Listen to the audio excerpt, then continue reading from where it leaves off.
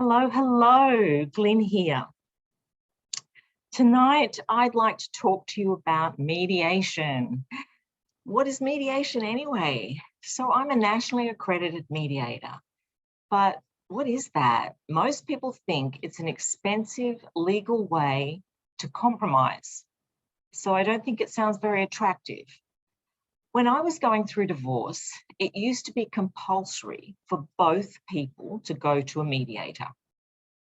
And after my own shockingly abysmal experience, I made up this saying, which is a play on words from another saying: what goes down always comes back up. Because that experience just had us tripping over the proverbial lump under the rug that we were trying to kind of cover up. So I became a mediator originally because I wanted to help women uncover their compassionate assertiveness, to be uplifted in their personal power and stay in alignment with their values while expressing emotions and views calmly, crisply, and compassionately.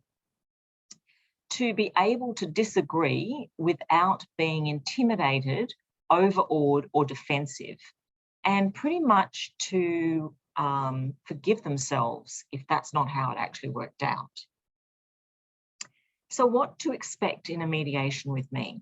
Well, I welcome you to walk in with openness, and I create a safe environment without judgment.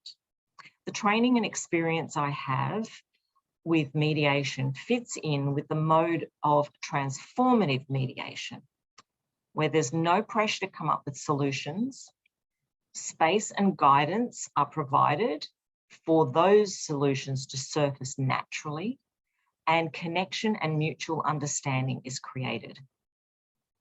Often when we talk with each other about things that are important and sometimes painful, it seems like we should be able to do it on our own and that it should be simple.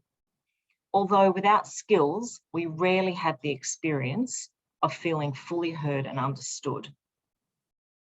So the first step, each person would have a private, confidential conversation with me. And that's often referred to as a pre-mediation. And none of those topics that would be discussed will be mentioned in the mediation by me or to any of the other parties. During our time spent together, there will be a couple of things I would ask of you. So I would ask one at a time that you say one thing that you would like the other person to hear. I'll then lend my training, skills, and experience to check with you about what I'm hearing and to try and capture the significance of what you really want to say in terms of feelings and needs. I'll ask each person in turn what they want the other person to hear, and do the same thing again, the feelings and needs.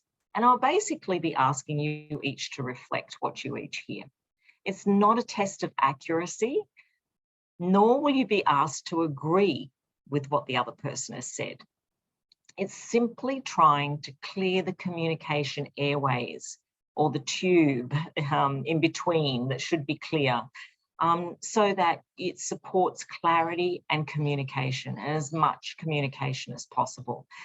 Kind of checking that message sent is also message received.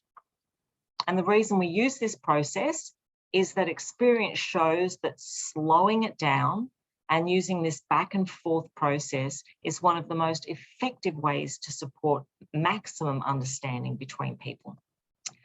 When conflict and emotions begin to run high, it can make it hard to hear others and be heard in ways that we would like. And the impact of these sessions is often surprising and can vary from subtle to quite significant and immediate. So if you would like to find out more, please book a spot with me. The first call is a 45-minute call, which is free, and it's just really something so you can ask questions and so that we can see if it's a fit, if mediation is the actual thing that will serve you best. So I've put that link in the email. So if you'd like to click on that link, and what I'll do is I'll put the link in the post on YouTube as well, so that you'll always have it there as well. Thank you so much for listening.